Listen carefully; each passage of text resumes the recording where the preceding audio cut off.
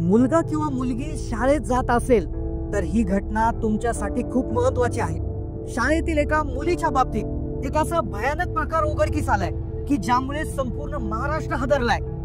Social मीडियावर या घटनेचा व्हिडिओ व्हायरल होत आहे आणि ज्याने पालकांच्या मनात एक भीतीचं वातावरण निर्माण झालंय।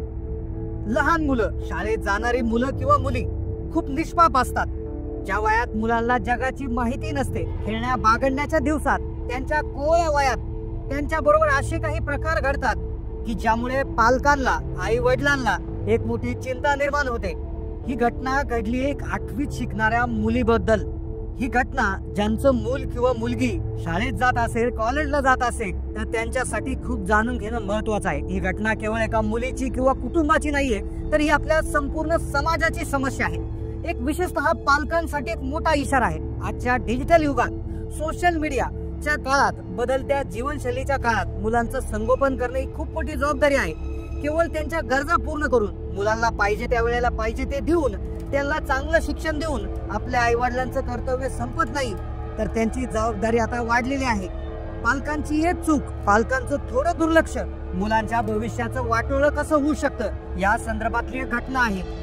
विशेषतः राज्यातील पालकांसाठी एक अत्यंत महत्वाची आणि तातडीची सूचना आहे।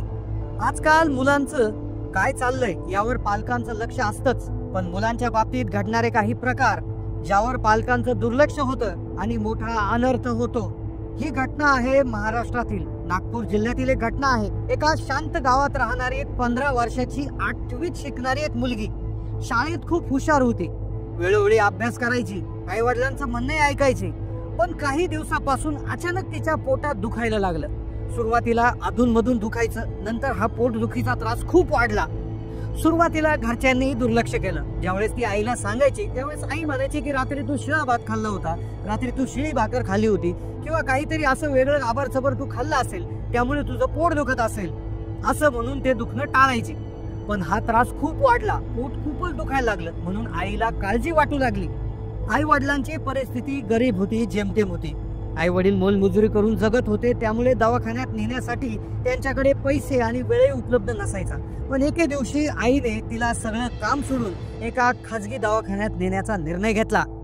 मुलीला दवाखान्यात घेऊन गेले। डॉक्टरांनी मुलीची तपासणी केली, रिपोर्ट्स आले आणि एक धक्कादायक सत्य समोर आलं। जेव्हा डॉक्टरांनी तिच्या आईला हे भयानक सत्य सांगितलं त्यावेळेस आईच्या पायाखालची जमीन सरकली।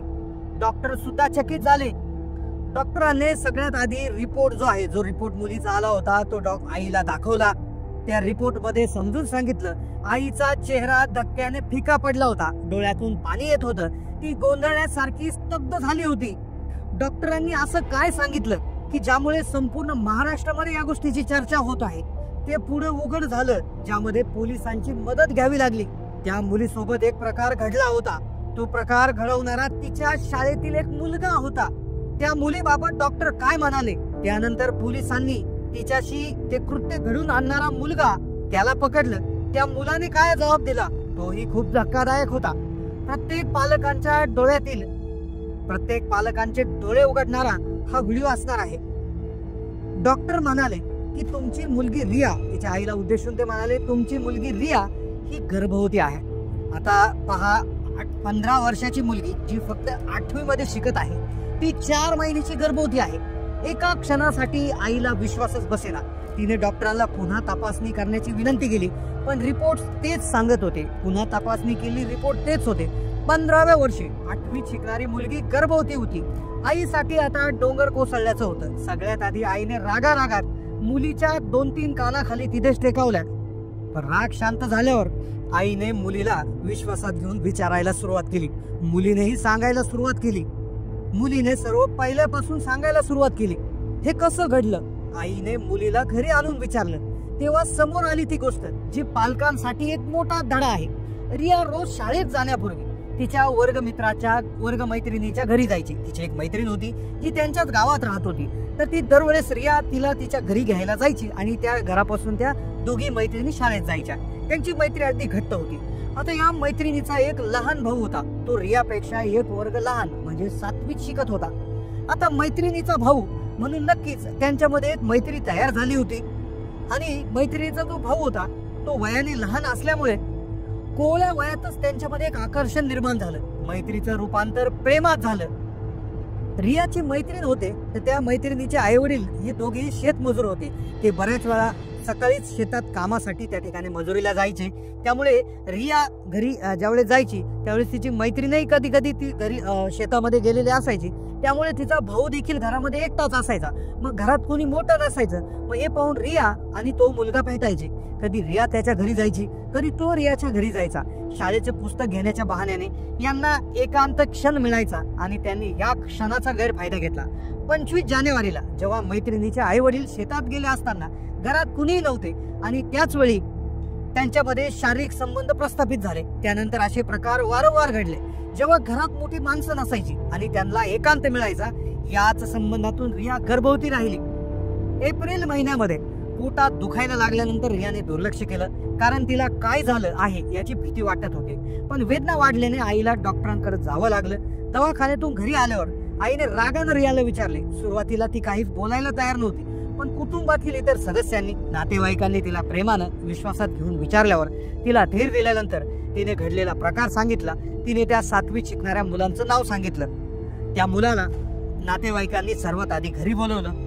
त्या मुलाला विचारलं की हे खरं आहे का, ही मुलगी जे सांगते ते खरं आहे का. तर त्या मुलाने देखील कबुली दिली.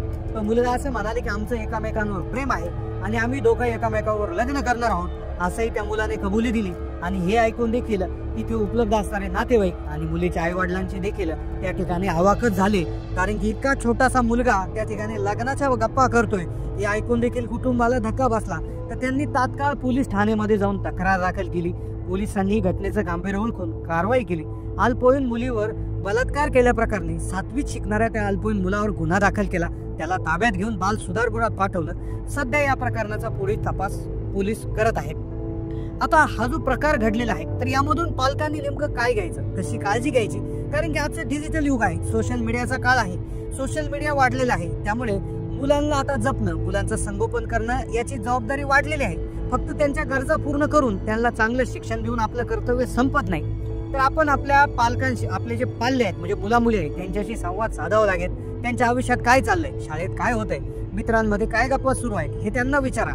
त्यांना कोणताही प्रश्न विचारण्याची किंवा कोणतीही अडचण सांगण्याची भीती वाटता कामा नये, असा विश्वास त्यांना द्या. त्यांच्या शारीरिक आणि मानसिक बदलाबद्दल त्यांना माहिती द्या. त्यांना चांगले आणि वाईट स्पर्श याच्यातील फरक शिकवा. ही घटना सोशल मीडियावर व्हायरल होत आहे.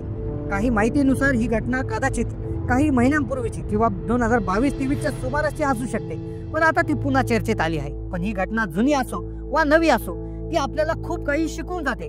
पालकांनो, मुला मुलींच्या सुरक्षिततेकडे दुर्लक्ष करू नका. त्यांच्यावर नेमकं लक्ष ठेवा, त्यांच्याशी बोला, त्यांना सुरक्षित वातावरण द्या. ही आपली जबाबदारी आहे.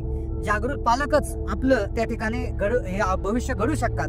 आज शाळेत काय झालं असं वरवर विचारू नका. मुलांना विचारा की तुम्हाला कोणत्या गोष्टीमुळे आनंद झाला, कशामुळे वाईट वाटलं, त्यांना काही चिंता आहे का. त्यांच्या बोलण्याकडे लक्षपूर्वक लक्ष द्या. त्यांचं बोलणं मध्येच तोडू नका, लगेच प्रतिक्रिया देऊ नका. त्यांना त्यांचं म्हणणं पूर्ण मांडू द्या. जेवण करताना किंवा रात्री झोपण्यापूर्वी 10 ते 15 मिनिटं तरुण मुलांशी बोला. दिवसातून थोडासा वेळ त्यांच्यासाठी ठेवा. तुमच्या मुला मुलींच्या मित्रांची नावे काय आहेत, ते काय करतात, त्यांचे पालक कोण आहे याबद्दल माहिती ठेवा. शक्य असल्यास त्यांच्या मित्रांच्या पालकांशी संपर्क साधा. तुमच्या मुलांचे मित्र घरी आले तर त्यांचे स्वागत करा. त्यांच्याशी ओळख निर्माण होईल असे संबंध प्रस्थापित करा. त्यांच्या वेळापत्रकाची माहिती ठेवा. तुमचं मूल शाळेनंतर कुठे जातं, खेळायला कुठे जातं, किती वेळ बाहेर थांबतं याबद्दल तुम्हाला माहिती असायला हवी. जर ते मित्राच्या घरी जात असते तर तिथे कोण कोण असतं, किती वेळ थांबणार याची चौकशी करा. घरी एकटे असतानाचा नियम स्पष्ट करा. तुमची मुलं जर घरी एकटी असताना काय करू शकतात आणि काय नाही याचे नियम स्पष्ट करा. अनोळखी लोकांसाठी दरवाजा उघडू नये, कुणाला घरात बोलू नये यासारख्या सुरक्षा नियमाबद्दल सांगा. तुमच्या अनुपस्थितीत घरात कोण कोण येणार आहे याची कल्पना त्यांना द्या. तुमची मुलं कोणते ऍप्स वापरतात, सोशल मीडियावर काय पाहतात, ऑनलाईन कोणाशी बोलतात याबद्दल माहिती ठेवा. इंटरनेटचे धोके आणि ऑनलाईन सुरक्षिततेबद्दल त्यांच्याशी बोला. त्यांना सांगा की ऑनलाईन अनोळखी व्यक्ती लोकांशी बोलणं किंवा भेटणं धोकादायक असू शकतं. त्यांच्या वयानुसार आणि तुमच्या नात्यानुसार त्यांना ऑनलाईन ऍक्टिव्हिटीजवर लक्ष ठेवण्यासाठी काही मर्यादे निश्चित करा. मुलांना त्यांच्या वयानुसार त्यांच्या शरीरात होणारे बदल, लैंगिकता आणि सुरक्षिततेबद्दल योग्य माहिती द्या. ही माहिती त्यांना घरातूनच मिळाली तर ते बाहेर चुकीच्या मार्गाने माहिती घेणार नाही. चांगला स्पर्श, वाईट स्पर्श याच्यातील फरक त्यांना स्पष्टपणे सांगा. कुणी त्यांना चुकीच्या पद्धतीने स्पर्श करत असेल किंवा त्रास देत असेल तर लगेच पालकांना सांगावं हे शिकवा. तुमच्या वागण्यातून आदर्श निर्माण करा, बदलांवर लक्ष ठेवा, एकत्र वेळ घालवा. या टिप्स वापरून तुम्ही तुमच्या मुलांबरोबर एक मजबूत आणि विश्वासाचं नातं निर्माण करू शकता, ज्यामुळे ते कोणत्याही अडचणीत किंवा संकटात तुमच्याशी बोलायला घाबरणार नाही, सुरक्षित राहते. पालकांची जागरूकता आणि सक्रिय सहभाग हेच मुलांच्या सुरक्षित भविष्याची गुरुकिल्ली आहे. अशाच नवीन अपडेटसाठी चॅनलला सबस्क्राईब करा. जास्तीत जास्त पालकांना व्हिडिओ शेअर करायला विसरू नका. धन्यवाद.